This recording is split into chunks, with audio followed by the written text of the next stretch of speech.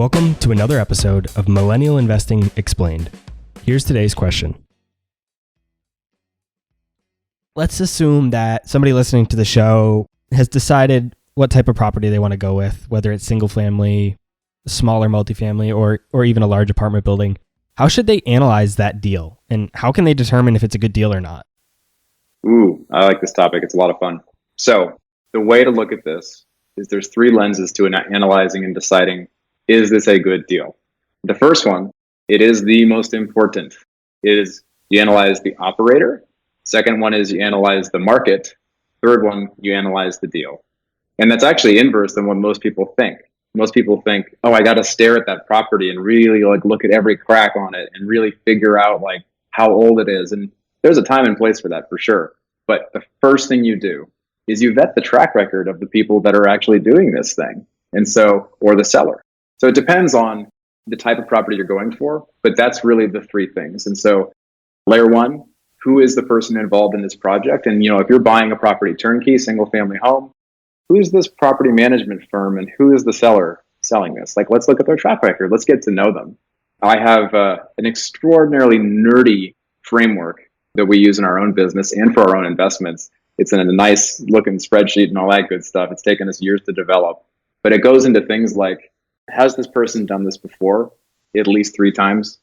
Does this person have an answer for a question around failure response? Meaning, if something goes wrong with this property, I want to know that they are not going to make really rash decisions because they've been through other hardship in their entrepreneurial career or in their real estate career, yada, yada. So that's the first layer. And there's a lot more detail I can go into there, but we'll keep on moving. The market. So this is just a high level point on this one.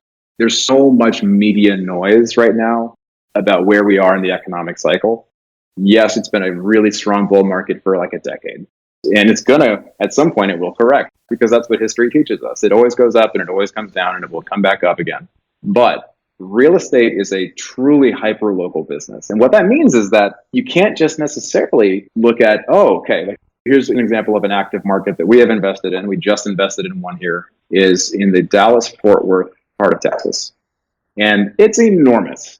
As a Californian who's lived outside of California for many years, but I didn't have a ton of exposure to Texas until about 3 or 4 years ago. And I got to tell you, huge area. The Dallas-Fort Worth, when you say Dallas-Fort Worth, is a huge area.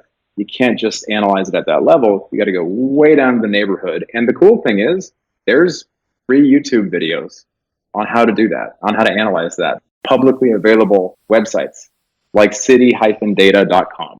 That's a website you can go to right now.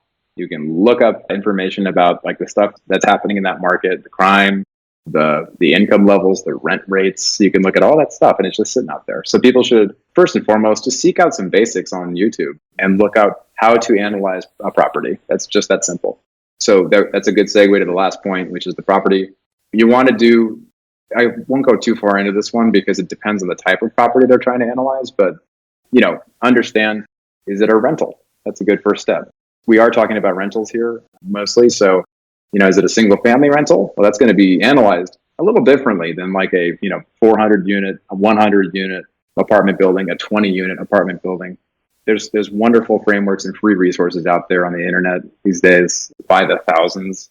Yeah, and if anyone wants to reach out, I'm more than happy to kind of give them some pointers and links and even just a phone call around how to start that process, because it doesn't have to be scary. The first time is going to be a little slow for you, but afterwards you're going to catch it in no time.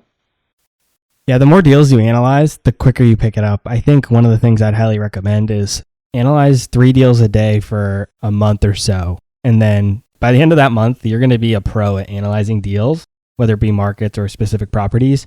You'll be able to do an analysis and be able to make an offer in 15 minutes and be confident in it. So definitely, I agree. The more you get familiar with it, you can definitely do those analysis more confidently.